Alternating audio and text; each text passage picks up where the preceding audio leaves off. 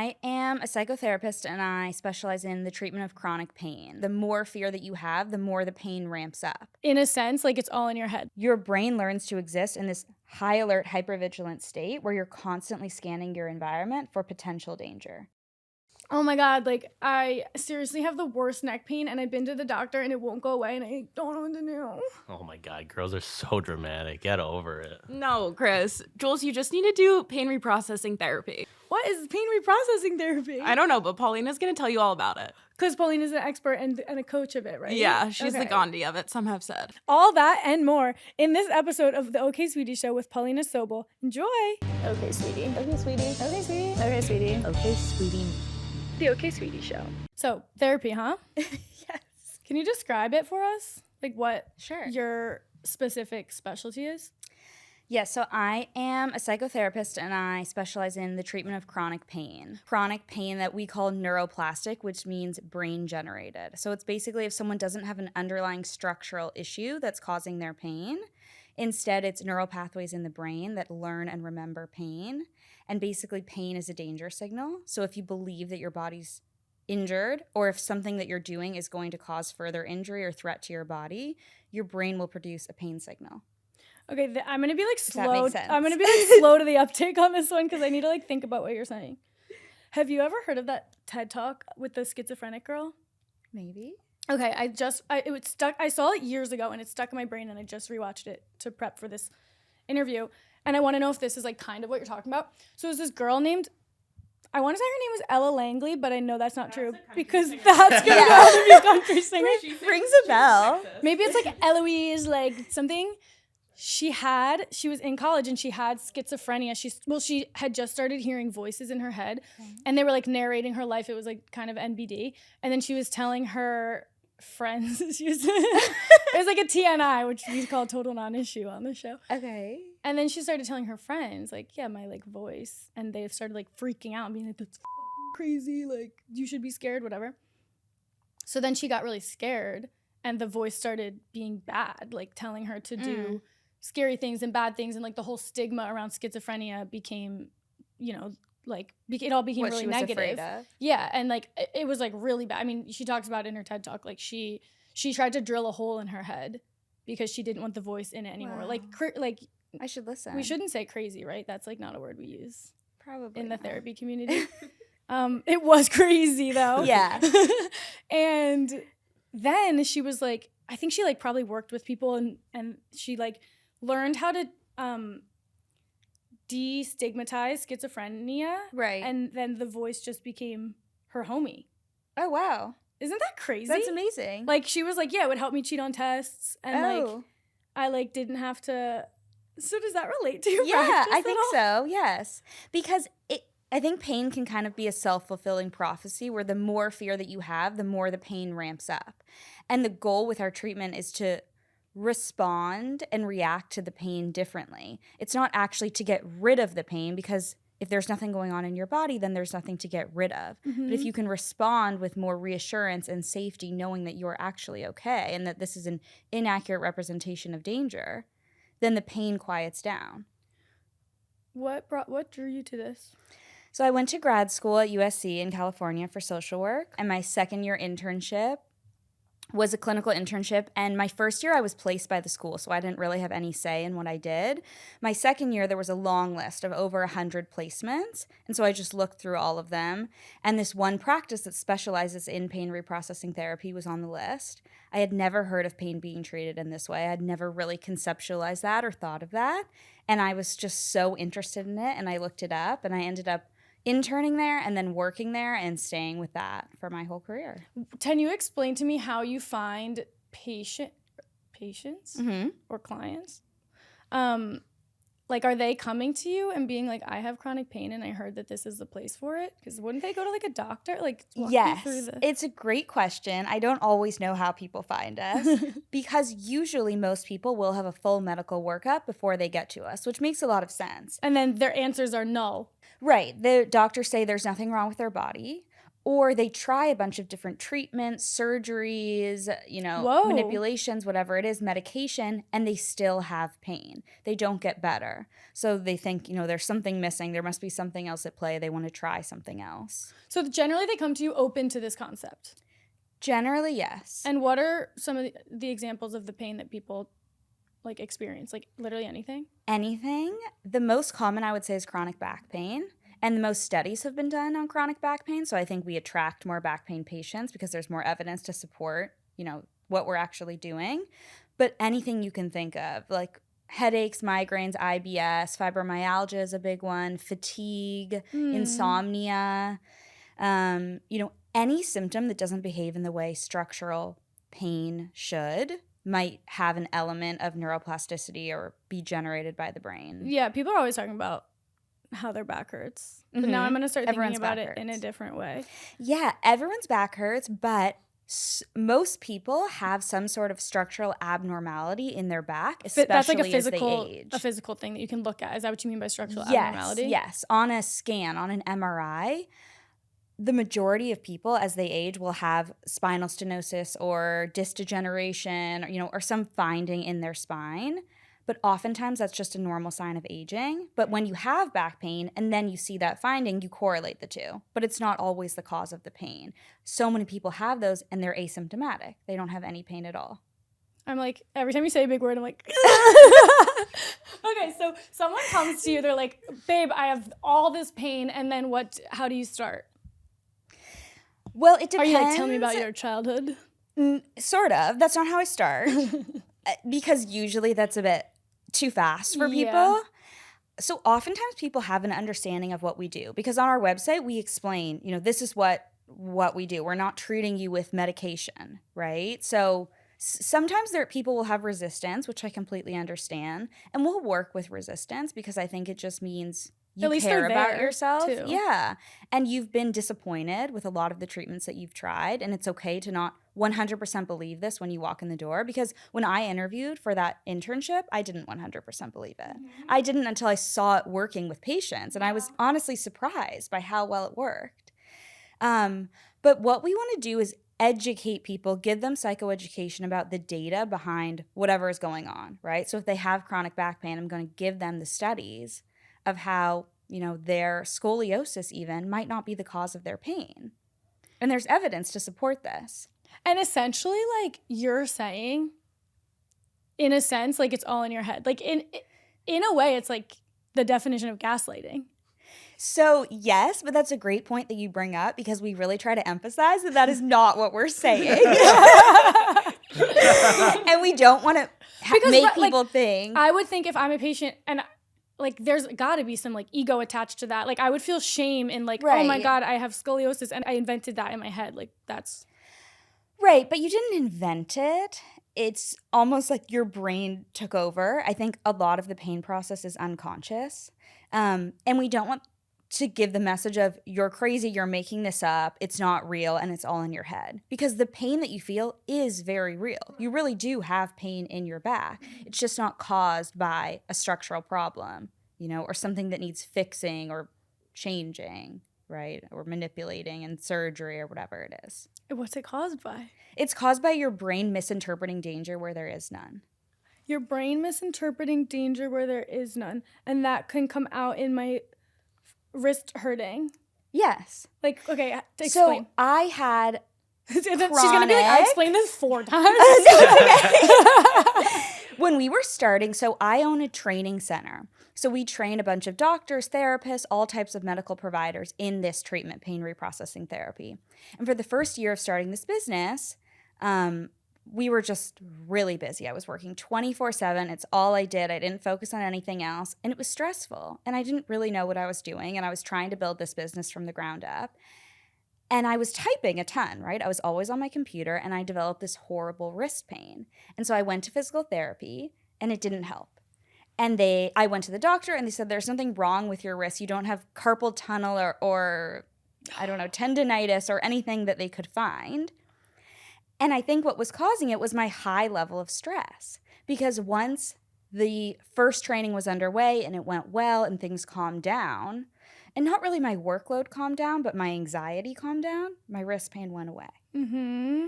You know, but I attributed the cause of the pain to be I'm overworking, right? I'm Right. typing too much, Yeah. basically. Yeah, But I because it's think- a physical, you're feeling a physical feeling, so of course it would be like from a physical action. Right. So essentially, it's people with physical pain who have tried to remedy the physical pain, and there's no remedy because it's more so stemming from something mental. Yes. Yeah. Shit. And sometimes there is an injury that's being amplified by the brain, and sometimes there's no injury at all. Okay. So we piece through that. But oftentimes, if we can't completely eliminate this person's pain, we can lower the intensity of the pain. So what if it's more of a bodily function as opposed to a pain? Does it still apply? For example, Emily's developed an eye twitch. I have an eye twitch, and can you help me get rid of it? Tell me more. And it's are- always there, or what? Not all the time, just like sometimes, especially when we're like doing a lot for the podcast and I'm really stressed. But Okay. you can't like see it. Like I'm always like, Jules, can you see my eye She's like, twitch? "Can you And see my she's eye like, twitch?" No, but I can just No. feel it. Right. Well, you just said something important, and this is what I would ask a patient is, when does the pain usually come on, and when did it start? Like, Or not the pain, but the symptom. like a couple of weeks ago. And it's That's not true. more- No, you think it's longer ago? A couple of weeks ago, Yeah, like when we were in LA. that's when it started. Yeah. Not you gaslighting me. No, It's gaslighting. my twitch. I feel like maybe that's true.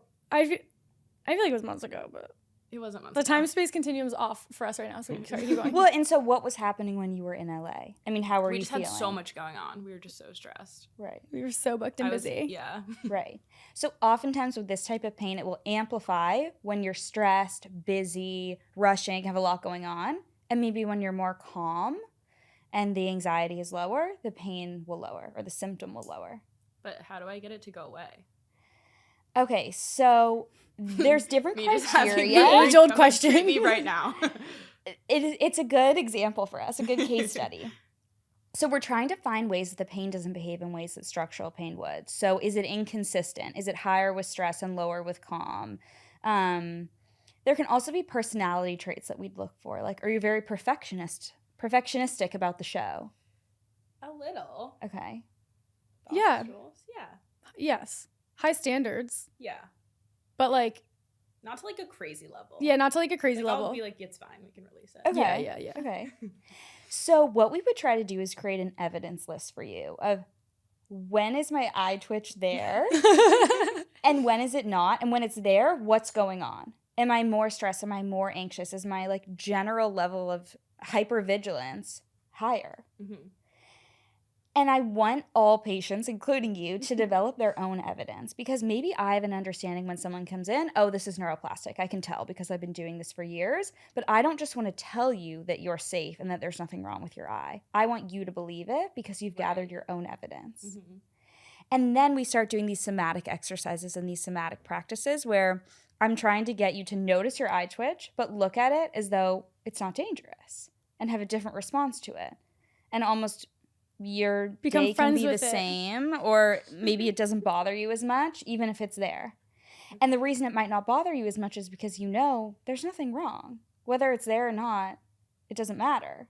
It's like the Right. schizophrenic girl. Well, I think Yeah. It's like more Ella Langley. I'm not worried Yeah. that something's wrong. Ella Langley. I'm just like, everyone can see my eye twitch and that's embarrassing. But Okay. aside Which from probably that, makes it I worse. have no real concern. Okay. Chris, so maybe do you have I'm not a good case study. Chris, do you have anything? anything to share? My eye would twitch for like a year or two at a time, and that kind of just went away. when you started your business? No, I'm trying to. I'm just stressed all the time. I think I have like high blood pressure. Okay. Yeah, Yeah. you're stressed all the time. Yeah. And oftentimes patients are like that. Almost they're always in a high alert state. At all times, Right. 100%. And that means that you look at everything in your life through that lens, and that Mhm. includes sensations in your body. That's correct. Yeah. And that That might makes sense. be sometimes from trauma, let's say. You went through something traumatic or you grew up in a Anything household. you have to share? Plenty of things. That's Yeah. a different podcast. And it could be like, big T trauma that we could describe, like a death, right? Okay, yeah. Or your parents were abusive, right? Something intense. Right. Or it could just be, I wasn't allowed to express sadness. Wow. No, I was gonna ask though your definition of trauma, like what quantifies? Anything can quantify? I mean, I think sometimes it's stretched in this day and age, but it could be something small. Like, I don't know how to handle the emotion of sadness because I wasn't allowed to express it as a kid. Or either maybe my parents would get mad at me when I did and tell me to buck up and man up, or my parents were always sad, and that made me afraid of the emotion.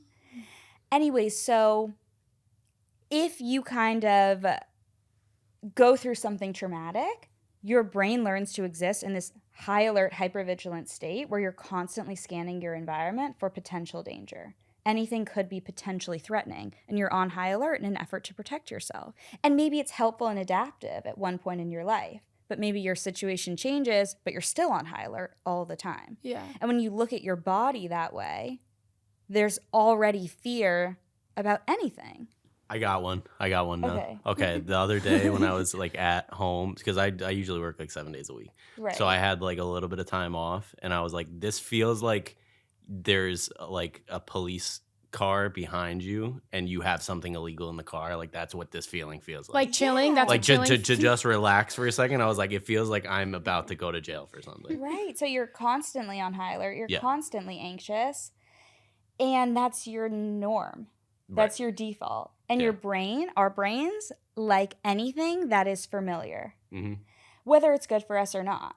We gravitate towards the same things over and over because they feel safer and they pacify anxiety in the moment. So if your brain is always in that state, that's your default and that's where it's going to go. And if you relax for a moment, you think, what's wrong? What's Right. going on? Does it like shorten a lifespan? Like, should we be worried about Chris developing anything from this stress? No, I mean, well, actually, there is a really great TED Talk about this, about chronic stress and lifespan.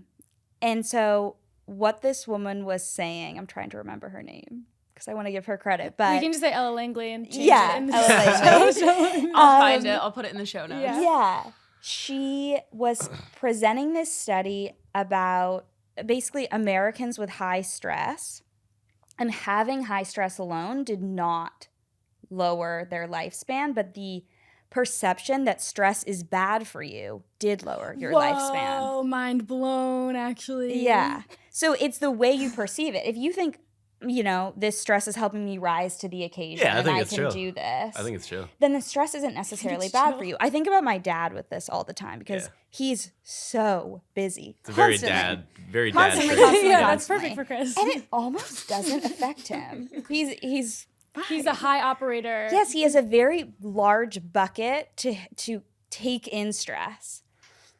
And he doesn't view it as though it's bad for him. But if you think, oh my God, I'm so stressed and this is going to make me sick, then it will. Well, do you feel like with him, it's probably like he's been able to be so stressed for so long and also it's worked for him? Like he's been able to have success via stress. So then you can correlate the stress with like high achieving success or whatever. Whereas someone who lets it paralyze them. Yeah. Here's my thing. Okay. Like our minds are too powerful. And Yes. and in a lot of ways it's freeing, I guess, but also it's like kind of fucking terrifying. Yeah, the brain is incredibly powerful. Like what's the I deal? mean, we create our own reality. I don't like it. But you can use it to your advantage, right? Because some people will say, oh my gosh, you're telling me that I made this up. I did this to myself. How terrible. But that's also an opportunity. Yeah. There's nothing wrong with you. You're healthy and you can recover from this. A lot of people eliminate their pain with pain reprocessing therapy. So we're giving you an opportunity to get your life back. And then when you do it, then you feel like you can control, like if you can overcome that, you're like, wait, what's the next thing? Let's go. Empowerment. So you work, because you work a lot with like empowering them to see that they can do it. yeah. Is it gendered at all? Different between men and women? Not that I really noticed. That's cool. No. What's the most common thing, if there is one, that it links back to? Is it fear? Yes. Always. Yes. Fear of what? Fear of either something being wrong with you, right? And you're reinforcing this message that something is wrong. And let's say my back hurts every time I sit. And so every time I sit, I think, oh my gosh, I'm making my condition worse and worse and worse. And the fear amplifies. or it's general fears outside of the pain, but in your life and in your environment that put you into a state of high alert. You know, because then does that make sense? It does, but keep going. Then, like I was saying to Chris, you view everything through this lens of potential danger or threat. So it's like Chris is afraid of failure. Yeah. That's a great one. Do you have a fear of being average? Yeah. So at its core, it's rewiring your brain, rewiring your automatic thinking. Yeah. Essentially. Mm-hmm. Does that does that help with UTIs at all? The feeling of a UTI? I had a friend who had this boyfriend for a while, and they just had a lot of issues, and it was up and down. It was a lot on her mentally and emotionally, and she constantly got UTIs with him for years. Took medication. It was a whole issue. Because no one can ever figure it out. I mean, it went on for years. And then they eventually broke up. She got a new boyfriend. No more UTIs. And I was like, I wonder if your body was subconsciously telling you need to get out of this relationship. That's what they and say. Something's wrong. Or But I think it was also she was stressed all the time. And there was a lot of uncertainty. How's he going to be today? Are we going to break up? Are we going to stay together? What's our future? There was never any control. so of course your body's gonna react to that. I wonder. I mean, Do you think that like, because when that shit happens to me, I'm like, this is a message from the gods. right. What do you think about that? I think it could be. Do you think you have like a belief in magic and stuff? No, but I think sometimes these symptoms are No? symbolic. Like someone will have foot pain, and what we come to in the therapy is that they need to put their foot down. You know, that people are taking advantage of them. That's cool. And it's not always that, but it's kind of interesting when Oh my it God. lines up. Someone I know, or maybe I listened to a podcast or something like that. They got cancer of the tongue Yeah. because they weren't speaking out. Wow. And did they recover? They did, yeah. Good. Do you think like that's for realsies? I don't know. Maybe. Okay, where But did, no, cancer? maybe mean, it wasn't cancer. Maybe it was. I think I gotta fact check this. I Story. wonder, and I don't know about diagnosis, about getting cancer in the first place, but I do think there's power of belief in recovery. Oh, Yeah. sometimes there's some element of it mixed with obviously Western medicine and all of that. Yeah. So Reiki and stuff like that. Does that play any sort of role in your? What are your thoughts about that stuff? We don't do it at all. It's not a part of it, but I've done Reiki and I actually was surprised at how powerful it is. But I think it's similar in that if you believe in this and that it could produce an effect or a change for you, it will. Yeah. It's kind of like hypnotism. If you believe this is going to work, it will. Like, it's crazy because also you're clearly, like, you're a doctor, essentially, in my mind. Like, you Okay. have done the school, I'm not. like, you have the education, like, you've done the things. This, to a lot of people, is, like, a bit of, like, a woo-woo-ish thing. But you're like, Yes. no, it's literally based in science. Yes. Your mind, like, it's just, like, Exactly. crazy. And I thought that too when I first learned about it. This is so woo-woo, and that's not the way I am at all. 1% maybe. I'm not into that. I'll change you by the And end I of this pod. try to present it in a way that's not woo-woo because I'm saying this literally is backed in science. This isn't something we're just making up and, you know. And the science is essentially just that, yeah, your body, your mind has control of your body. Because guess what? Your brain's in your head. Yes. Put that on your pamphlets. Guess what? How many patients have you treated with it that it's worked on? Hundreds. Hundreds? And how long does it usually Myself, take but- from like a patient comes to you, they're like, I have this terrible back pain. Yes. And then do they like come see you every single day, every single week? Or like how Every does it single work? week. We ran a study where patients got much better. 98% of patients improved and 66% were pain-free or nearly pain-free after 8 sessions. Wow.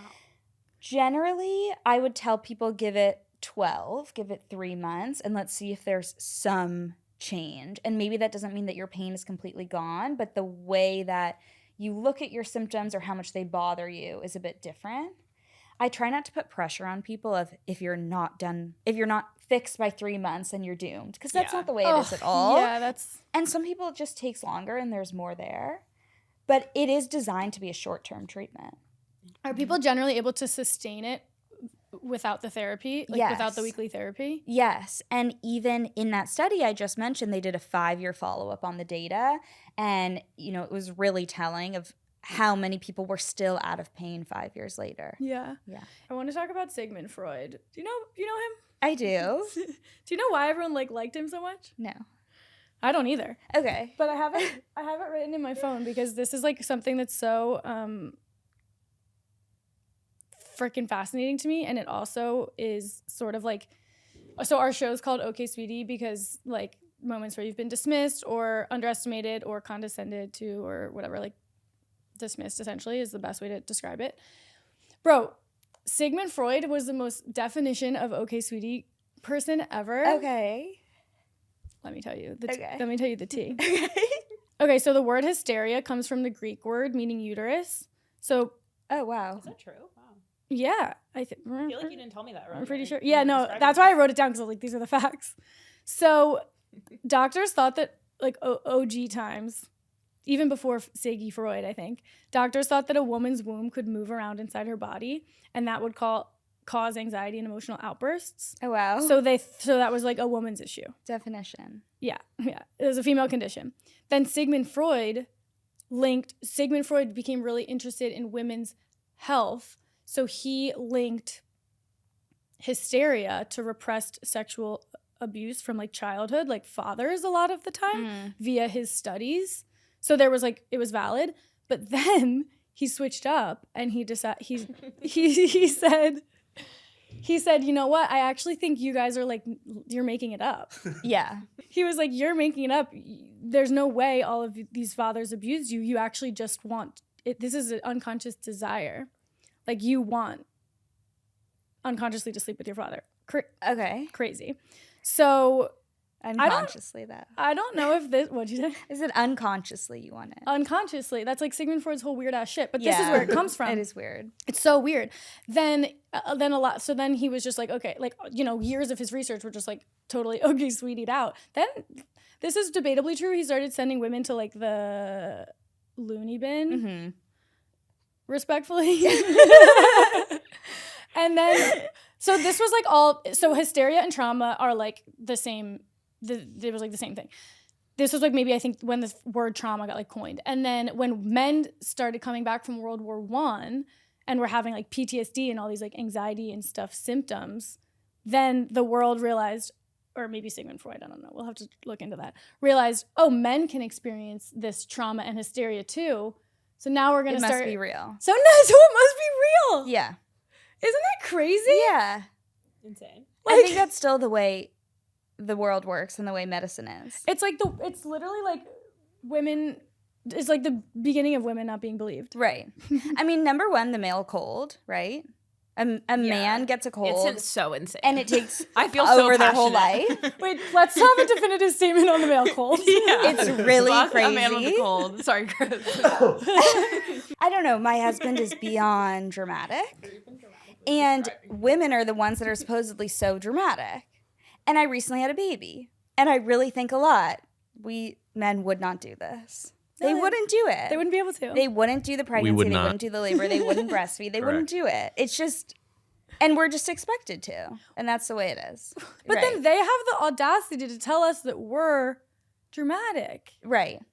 I just don't understand it. Where did we go wrong as like a society? Like, because the Egyptians worshipped women. Oh, love that. What about like with autoimmune diseases? How does that factor in anything at all? Yes, oftentimes we do treat autoimmune diseases. And it can help. Yes. I feel really sad for people with autoimmune diseases who they're super understudied. They have no answers. They don't know what it is. I have actually, my old roommate like she got misdiagnosed with Hashimoto's. Yeah. And other stuff and like black mold poisoning and Yes, shit. And like, I have a friend like that. yeah, and none of it like actually was that. So I'm like, And I don't want people to feel like, belittled or we're telling them you're making this up. But I had this. I lived with 4 girls, 4 roommates. One girl had mold poisoning from our apartment and the rest of us didn't. So what was different about her living environment versus ours? yeah. with autoimmune, a Yeah. lot of times that's inflammation of the body. Like that could be a cause of the symptom or the pain. But inflammation can be created by the brain. Whoa. And there's studies where inflammation markers don't change between groups, but one group has less pain because they underwent some sort of treatment, probably placebo, like acupuncture or something.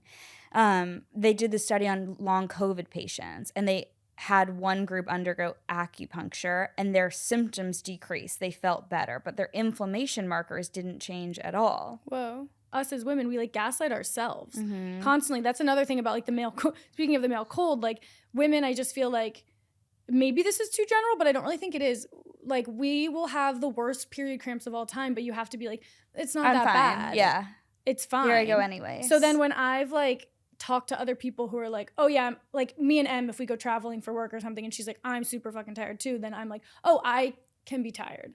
I'm not Yes. making up that I'm tired. I think there's any link to like everyone being way more stressed out because of our phones and social media. there's a constant hypervigilance because of our phones and social media and dopamine hits from notifications, right? Or likes or whatever it is. And that especially impacts the younger generation because they're so badly addicted to their phones. They can't go anywhere without it. They can't go to the bathroom without their phone.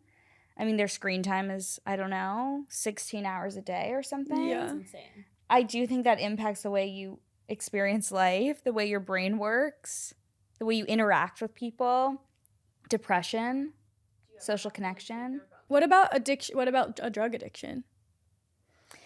It's really interesting, and I would love there to be more research on that. I know that opioids can increase pain. They can sensitize pain receptors. So sometimes if you've been taking opioids for a long time, you develop like central sensitization where pain can spread throughout your body more easily, or a light touch can feel painful because your nerves are so sensitized. And then they need more drugs. That sucks. Yeah. So do you feel like there's like loneliness as like a factor? Yeah, definitely. Part of the treatment is improving your general well-being right. and life, and social connection can be a big part of that. Finding things that fulfill you, finding things that are, bring you joy, getting back to your life, going back to the things that you've been avoiding because you're in pain, which oftentimes could be social gatherings because you're so anxious that what if you get there and your pain erupts, or you have such a bad headache and you are worried that your conversation is going to be weird because your head hurts too much. So, yeah, and I feel like the loneliness epidemic is greater now than ever, at least in our lifetime. It's kind of like funny too, because I feel like I'm like a super, super therapy girly. Like I've been in therapy since I was like maybe 6 years or something now. And I also am like, I'm on the healer, psychic, woo-woo, magic, manifesting type shit side of stuff too. But like it's really just what they tell you is what it is. Like you gotta journal, you gotta be active. Like all of those things, they're so like they really do work. Yeah. Is there anything else? Yeah, like you feel like the people should know about your practice? We treat pretty much all types of unwanted chronic symptoms. So even if you feel that this must be structural, we could probably still help in some way. Awesome. And where can the people find you? So the treatment is called Pain Reprocessing Therapy, and so that's our website, painreprocessingtherapy.com. You can find our trainings there. You can find individual treatment if you're looking for one-on-one therapy. The Pain Reprocessing Therapy Center is our center. And you are doing one-on-one therapy as well? Yes. As well as running the whole damn business, having a baby and a husband. Yeah. What were you going to say? I was going to ask if there's like one thing people can do in their lives to reduce their pain and stress or anxiety. Like, is there any one little trick you can give the people? That's a great question. I think something that we kind of touched on is avoidance, because you're afraid of your pain.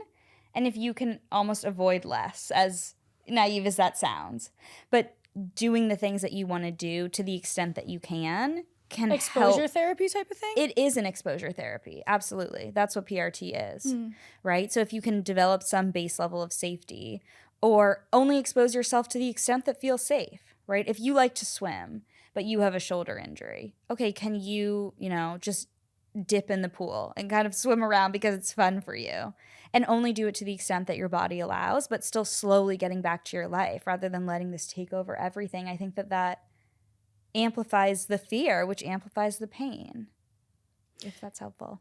Does do you like hold hands at all with internal family systems therapy? Yes. Because that like when you say avoidance to me, it becomes a little character in my head. Absolutely. Internal family systems therapy is like you kind of, for the listeners, you, and tell me if I'm wrong, you like think of the different, your feelings it's like that movie Emoticons. Yes. Inside Out. Yes. You think of the parts of your body as like little characters, and so it's like if Mr. Avoidance comes like hanging out, you're just like, not today. Not today. Essentially, is like kind of what it is. Like when I think of like, Paulina? huh? I was just asking Paulina if that's accurate. Kind of. A lot. I don't practice internal family systems, but a lot of the therapists in my practice do, and they certainly combine the two treatments. But yeah, it's different parts of yourself and giving way to certain parts and understanding that this is coming from a certain part of yourself, and that doesn't need to define your whole story or all your decisions. It doesn't need to be so strong. Yeah. Like you can just like literally like it's not driving the boat. It's like in the back. And I think, and I don't know if this is true to IFS, but almost externalizing that. Like if this was a character outside of your body, like you're saying, can you just watch it and let it be there rather than having it drive your day? Yeah, rather than having it be part of you. And then because I feel like that gives it so much power. Whereas, I'm working a lot with like shame right now. And so I think of like my shame as like an ugly, annoying, skinny little guy. And I don't want that around. So like that, I don't know. I think that's really helpful. I think it depends like also the way that you learn as a person. I'm a visual learner. I'm able to like really visualize stuff like that. So that's helpful to me. I think a lot of people probably can't get there. It's just my thoughts.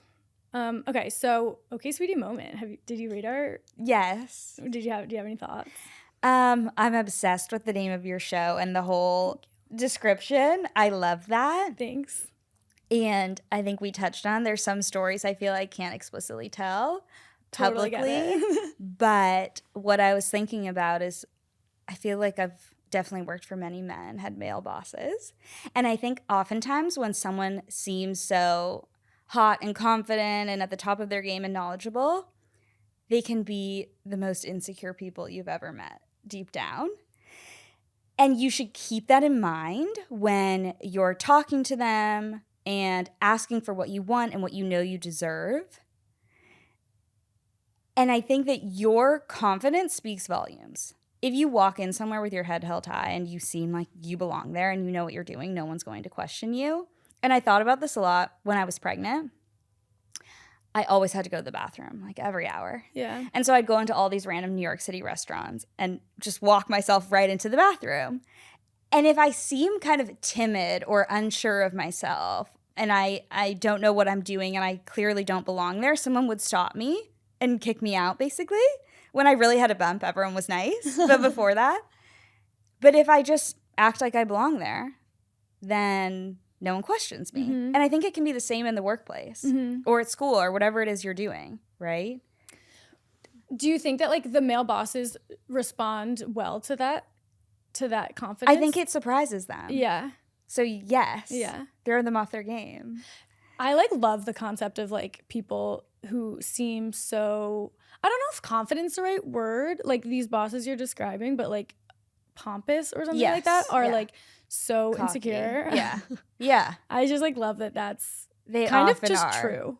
And I've definitely gone into that and like been told that I shouldn't have these discussions at work when I didn't work in therapy, totally different industry. But going into, why are you this way? Right. And your father and your childhood and really seeing how insecure these people really are. But they present themselves, they mask it. And I think some men do that. Some women do it too. Yeah, and it's kind of, they're avoiding that probably. Yeah. But then for us, it's like an empathy practice, because I worked with this one person who's such a fucking douchebag. Yeah. And he had a really tough childhood and stuff. Here's where I landed on it though. I was like, I have empathy for where you like your beginnings and stuff. However, at this point, you're a 35-year-old man. Right, and I think a lot of times it's just comparison. Yeah. Like, are they comparing themselves to their own father or whoever? And they can't get there, right? And it's like, stand up for yourself. Like, be yourself. You know? Don't compare yourself so much. Right. But I guess that's easier said than done. The message here is that we can see through all of it. Yes. We can see through it. Yes. Do you think manifesting is real? Yes, but I think you and I look at it differently. I think if you want something and you maybe write it down, right, or put in your manifesting journal, you're going to actually take actionable steps to get there. You're not just going to wish it into existence with no action. Mm-hmm. And maybe it's almost unconscious that you're taking steps towards it, but I think you are. So I think it's almost goal setting, and I do think it's real and people should do it. I think that is the first part of it, and then the magic comes and says, Right. Got you. What do you think about that? I think lucky girl syndrome is real. So What's maybe that? that's similar. Just being lucky for no reason. Magic. Yeah. Like if you think you're lucky, you are. Like, So if you're how- like, so I'm it's- the luckiest girl in the world. Explain that to me without saying that while saying magic's not real. Right. I guess it's just different terminology. Well, I feel like if you think you're lucky and you go about the world that way, like you will perceive things that happen to you as I'm so lucky. Whereas if you don't have that mindset, it might bypass you. Like the other day when I was Yes. like, oh, the guy gave me like a large smoothie when I ordered a small. I'm I'm the luckiest girl in the world. When we went to Canada on Canadian Thanksgiving, Right, we were the luckiest girls in the world that day. Or someone else might not be as. But like as grateful still, being you're Canadian like, Thanksgiving. Kendall, bad example. Like people will have on their vision board something, then they'll take actions towards it. But Yes. that doesn't guarantee that you're No, it going to doesn't reach that guarantee. level of success. But manifesting doesn't guarantee, does it? I think it's Really? Guarantee? yeah. Cool. We should all do it. Like sounds great. I think so. Okay. Perhaps not.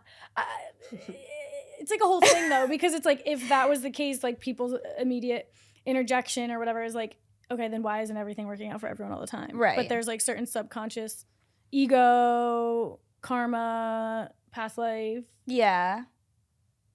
Yeah. Are you just giving that to me for the sake of being kind? I don't know. I don't know if I believe it or not. Okay, cool. You're Yeah. open. Yeah, I'm open. That's good. Yeah. It's really all we need here. Yeah. Honestly, in this world, it's all we need. Mm-hmm. Like, I think you have more say, more influence. Someone will say, oh, you have a great husband or boyfriend or something, partner. You're so lucky. You're so lucky. And I am so lucky, but I also think part of it is my decision making and... Yeah, it's like you did work hard to become someone that can feel worthy of a wonderful partner. Yeah. And kind of assessing people, weeding people out, right? Yeah. Dude. And part of it's luck, yeah. time and place Yeah. of meeting. Yeah, I don't buy the lucky thing. No. I think the universe is working under the surface at all times. For the most part. Mm-hmm. But I don't think everything happens for a reason.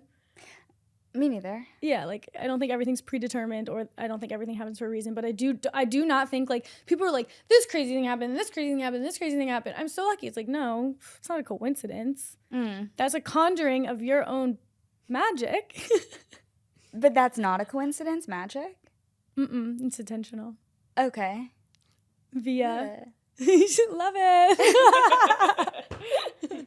Talking to a doctor about these things is fun Right. for me. Like, I got tickets to the Hillary Duff concert, night of. Like recent? Yeah. Amazing. Amazing. Best concert of my life. And I was just like, I'm lucky. That's it. Well, I but you bought randomly, them. from someone I didn't know, my sister knew, randomly that night, we were able to get tickets. She had them through work. Things fell through where she only had one ticket somehow to take my sister. Magically got two. Then I was invited. $100. On StubHub, they were $2,000 or $3,000 or something. And I was just, I'm lucky that this worked out for me. Were you feeling like you really needed to like get back in touch with your girlhood? Yes. Okay, then that's not a coincidence. Then the universe said, here's some tickets, babe. Yeah. And that concludes our episode. Okay, that was really fascinating. I love therapy, and I have never heard of pain reprocessing therapy, but I feel like that can be really helpful to a lot of people. And now I'm going to take that with me when I have headaches or UTI, phantom UTI, you know, those are, and maybe by next episode, Emily will have fixed her eye twitch. I hope so. We hope that everyone who listened could get something out of this or get their mind thinking a little bit, and leave us a comment if this resonates in your life at all. Please go ahead and follow us, subscribe to us. It's really helpful. And we love you all so much. And we'll see you next week.